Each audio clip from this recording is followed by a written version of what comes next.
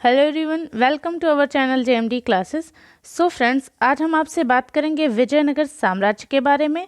इससे पहले हमने आपसे बात करी थी दिल्ली सल्तनत के बारे में। दिल्ली सल्तनत का स्थापत्य, उसका साहित्य, दिल्ली सल्तनत की कला, इससे संबंधित वीडियो हमारा आ चुका है। दिल्ली सल्तनत के प्रत्येक राजवंश को हमने अलग अलग क्लासेस में बिल्कुल डिटेल में डिस्कस किया है। अगर आपने हमारी वो क्लासेस नहीं देखी हैं तो ज़रूर देखिएगा। चलिए, आज हम स्टार्ट करेंगे विजयनगर साम्राज्य के बारे में। विजयनगर का जो शाब्दिक अर्थ होता है वो होता है जीत का शहर। ठीक है, विजयनगर जो है ये तुंगभद्रा नदी के किनारे स्थित था। विजयनगर साम्राज्य के अंतर्गत हम मुख्य रूप से 4 वंश के बारे में पढ़ते हैं, जैसा कि दिल्ली सल्तनत में हम 5 वंश के बारे में पढ़ते हैं। ठीक है, तुगलक वंश, सबसे पहले तो हम गुलाम वंश के बारे में बात करते हैं, फिर खिलजी वंश, फिर तुगलक वंश, फिर सैयद वंश और इसके बाद लोधी वंश। ऐसे ही हम विजयनगर साम्राज्य में 4 वंश के बारे में बात करते हैं। पहला है संगम वंश, दूसरा है सालुव वंश, तीसरा है तुलुव वंश और चौथा है अराविडु वंश। ठीक है, आज हम डिटेल में कवर करेंगे संगम वंश को। हमारी जो अगली क्लास है उसमें हम सालुव वंश, तुलुव वंश और अराविडु वंश को साथ में ही कवर कर लेंगे। साथ ही हम विजयनगर साम्राज्य का प्रशासन और इसका स्थापत्य भी कंप्लीट कर लेंगे। तो चलिए आज स्टार्ट करते हैं हम संगम वंश के बारे में। संगम वंश की स्थापना 1336 ईस्वी में हुई थी। मोहम्मद बिन तुगलक इस समय शासन कर रहा था उत्तर भारत में। दक्षिण भारत में भी उसका आना जाना लगा ही रहता था। सबसे ज़्यादा जो प्रांत थे दिल्ली सल्तनत में वो मोहम्मद बिन तुगलक के समय में ही थे। और संगम वंश की अगर हम बात करें, संगम वंश का संस्थापक हरिहर और बुक्का था। ठीक है, हरिहर और बुक्का ने मोहम्मद बिन तुगलक से युद्ध भी किया था और मोहम्मद बिन तुगलक से पराजित भी हुए थे। पराजय के बाद इन्होंने इस्लाम धर्म स्वीकार कर लिया था, परंतु संत विद्यारण्य के प्रभाव से इन्होंने पुनः हिंदू धर्म में वापसी कर ली थी। किन्होंने? हरिहर और बुक्का ने। ठीक है, तो चलिए आगे बात करते हैं। हरिहर और बुक्का को शिक्षा की प्राप्ति गुरु विद्यारण्य और भाष्यकार सायण से हुई थी। ठीक है, शिक्षा इन्होंने ली थी विद्यारण्य और सायण से, जो कि एक भाष्यकार थे। संत विद्यारण्य के आशीर्वाद से ही हरिहर और बुक्का ने विजयनगर में अपने पिता संगम के नाम पर संगम वंश की स्थापना की थी। किसने की थी? हरिहर और बुक्का ने की थी। किसके नाम पर? अपने पिता संगम के नाम पर संगम वंश की स्थापना की थी। ठीक है, विजयनगर की जो राजधानी थी, विजयनगर साम्राज्य की शुरुआती राजधानी वो हम्पी ही थी। ठीक है, तो ये याद रखिएगा। विजयनगर साम्राज्य के खंडहर तुंगभद्रा नदी पर वर्तमान में स्थित हैं। ठीक है, इसकी जो राजभाषा है वो तेलुगु थी। विजयनगर साम्राज्य की राजभाषा क्या थी? तेलुगु थी। हरिहर और बुक्का विजयनगर साम्राज्य की स्थापना करने के पहले वारंगल के काकतीय शासक प्रताप रुद्रदेव के सामंत थे। ठीक है, चलिए आगे चलते हैं।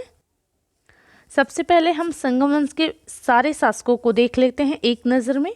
इससे आपको बहुत सही रहेगा समझने के लिए। ठीक है, तो सबसे पहले शासक कौन है? हरिहर रहे हैं। 1336 में ही विजयनगर साम्राज्य की स्थापना हुई थी और उस पर संगम वंश की नींव डाली थी हरिहर और बुक्का ने।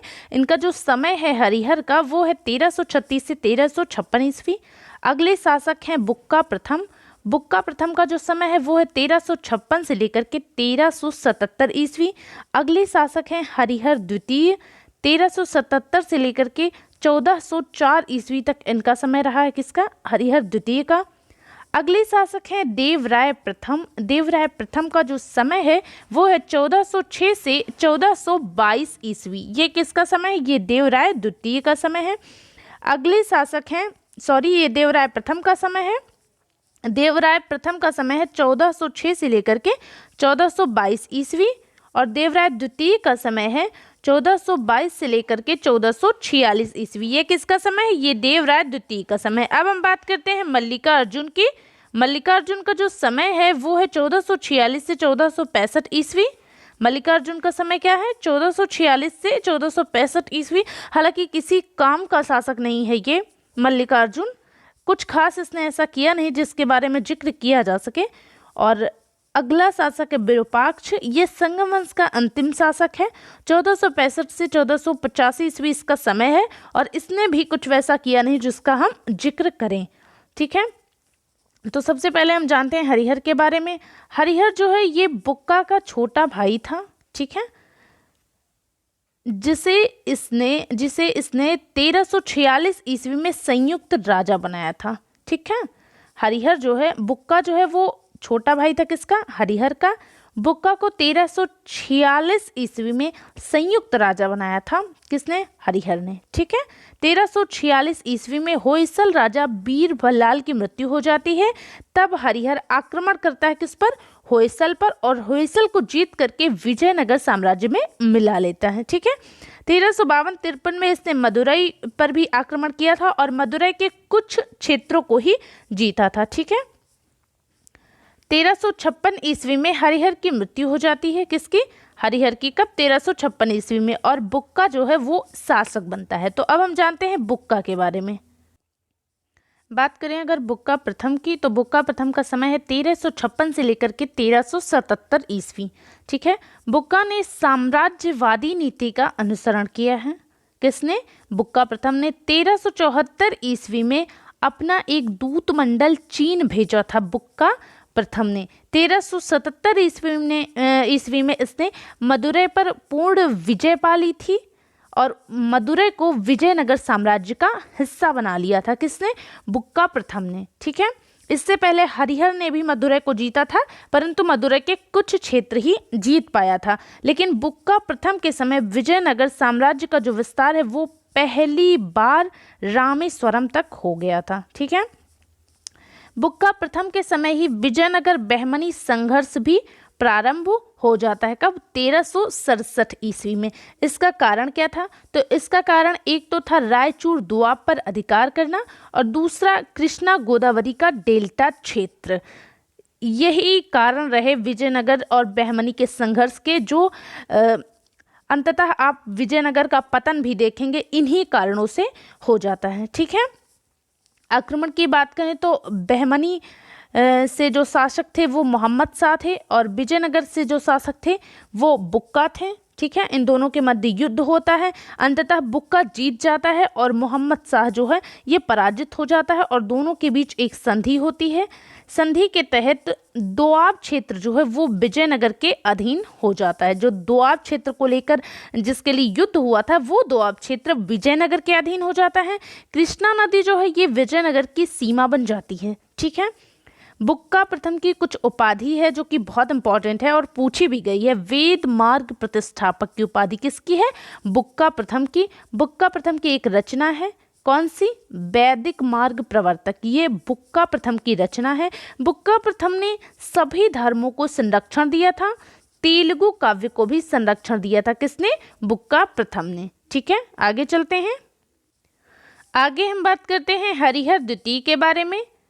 हरिहर द्वितीय का जो समय है वो है 1377 से लेकर के 1404 ईस्वी और इसकी उपाधि है महाराजा धीराज की और दूसरी उपाधि है राज परमेश्वर की। ये उपाधियां धारण करने वाला विजयनगर का प्रथम शासक बनता है कौन, हरिहर द्वितीय। ये बुक्का का पुत्र था। हरिहर द्वितीय जो है इसने कनारा, मैसूर, त्रिचनापल्ली और कांची, वेरी इंपॉर्टेंट, ठीक है, कांची की विजय की थी। किसने, हरिहर द्वितीय ने। हरिहर द्वितीय ने अपना एक दल श्रीलंका पर अधिकार करने के लिए भेजा था जो कि सफल रहा था।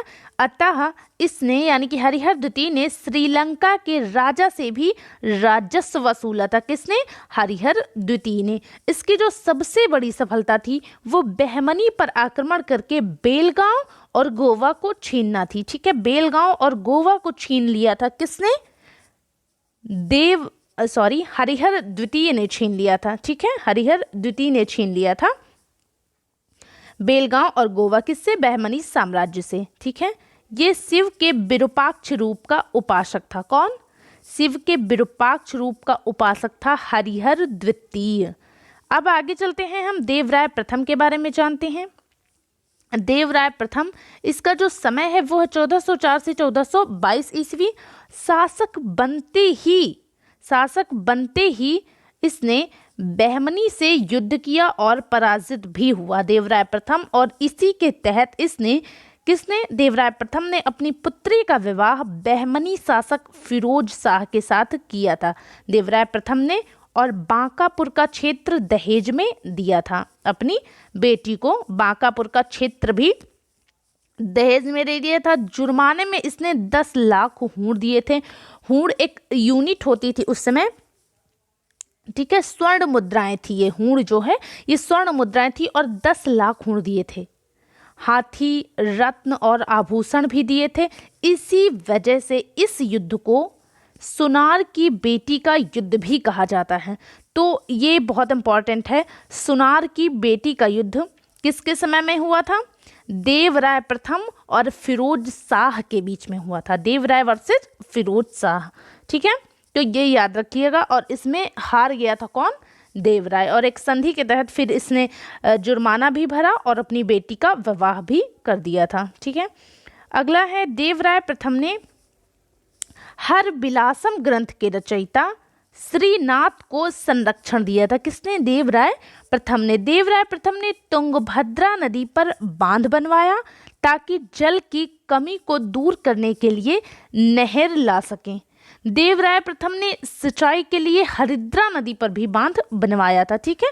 तो इसने तुंगभद्रा नदी पर भी बांध बनवाया था और हरिद्रा नदी पर भी बांध बनवाया था। आगे चलते हैं, ठीक है। तो देवराय प्रथम ने सिंचाई के लिए हरिद्रा नदी पर भी बांध बनवाया था। आगे चलते हैं, देवराय द्वितीय के बारे में जानते हैं। इसका जो समय है वो 1422 से लेकर के 1446 ईस्वी है। किसका? देवराय द्वितीय का। ये देवराय प्रथम का पोता था। जो देवराय द्वितीय है ये देवराय प्रथम का पोता था। देवराय प्रथम का एक बेटा था जिसका नाम था विजय बुक्का और उसी का ये बेटा था, ठीक है। तो देवराय प्रथम का पोता था और विजय बुक्का का पुत्र था देवराय द्वितीय। संगम वंश का सबसे प्रतापी शासक रहा है ये देवराय द्वितीय। इसे इम्माडी देवराय भी कहा जाता है। किसको? देवराय द्वितीय को इम्माडी देवराय भी कहा जाता है। इसकी उपाधि है गज बेटकर अर्थात हाथियों का शिकारी। ये किसकी उपाधि है? देवराय द्वितीय की उपाधि है। जनता इसे इंद्र का अवतार मानती थी। देवराय द्वितीय को जनता इंद्र का अवतार मानती थी। और मोस्ट इम्पॉर्टेंट पॉइंट है गाइज कि इसके शासनकाल में फारसी यात्री अब्दुल रज्जाक जो है वो विजयनगर की यात्रा पर आया था। किसके समय? देवराय द्वितीय के समय। कौन आया था? अब्दुल रज्जाक आया था। और कौन था ये फारसी यात्री था, ठीक है। आगे चलते हैं। अब फरिश्ता के अनुसार देवराय द्वितीय ने अपनी सेना में 2000 मुसलमानों को भर्ती किया था और उनको जागीरें दी थी। किसने? देवराय द्वितीय ने अपनी सेना में 2000 मुस्लिमों को भर्ती किया था और उनको जागीरें दी थी। देवराय द्वितीय ने संस्कृत ग्रंथ महानाटक सुधानिधि और ब्रह्मसूत्र पर भी भाष्य लिखा था, ठीक है। आगे चलते हैं। इतिहासकार नुनीच के अनुसार वर्मा और श्रीलंका के शासक इसे राजस्व देते थे। किसे? देवराय द्वितीय को, ठीक है। देवराय द्वितीय को राजस्व कौन देते थे? वर्मा और श्रीलंका के शासक। देवराय द्वितीय ने 10,000 तुर्की धनुर्धारी सैनिकों की भी नियुक्ति की थी तथा राज सिंहासन के सामने कुरान रखवाई थी और मस्जिदों का भी निर्माण करवाया था। और मस्जिदों का निर्माण करवाने वाला भी ये प्रथम शासक था। कौन? देवराय द्वितीय, विजयनगर साम्राज्य का। आगे चलते हैं। अगले शासक है मल्लिकार्जुन। मल्लिकार्जुन का जो समय है वो 1446 से लेकर 1465 ईस्वी और इसकी उपाधि है प्रौढ़ देवराय, ठीक है। तो मल्लिकार्जुन को प्रौढ़ देवराय भी कहा जाता था। मल्लिकार्जुन के शासनकाल में संगम वंश का पतन प्रारंभ हो जाता है। ओडिशा और बहमनी ने विजयनगर पर आक्रमण भी किया था। किसके समय में? मल्लिकार्जुन के समय में। अब हम बात करते हैं विरूपाक्ष के बारे में। विरूपाक्ष का जो समय है ये 1465 से लेकर के 1485 ईस्वी है और इसके बारे में बस इतना ही जान लीजिए, संगम वंश का अंतिम शासक था, ठीक है। तो आज हमने आपसे बात करी थी संगम वंश के बारे में। विजयनगर साम्राज्य के अंतर्गत हम 4 वंशों को पढ़ेंगे जिसमें पहला वंश हमारा यहीं से कंप्लीट हो गया, ठीक है। अगली क्लास में हम उन तीनों वंश को देख लेंगे, उनसे जो भी पूछा जाता है वो हम कवर कर लेंगे। साथ ही हम विजयनगर साम्राज्य की कला, संस्कृति, स्थापत्य ये सारा भी कवर कर लेंगे। ठीक है, अगर आपको हमारी वीडियो अच्छी लगती है, हमारी क्लासेस अच्छी लगती हैं तो लाइक, शेयर एंड सब्सक्राइब ज़रूर कीजिएगा। Thank you so much, thanks for watching.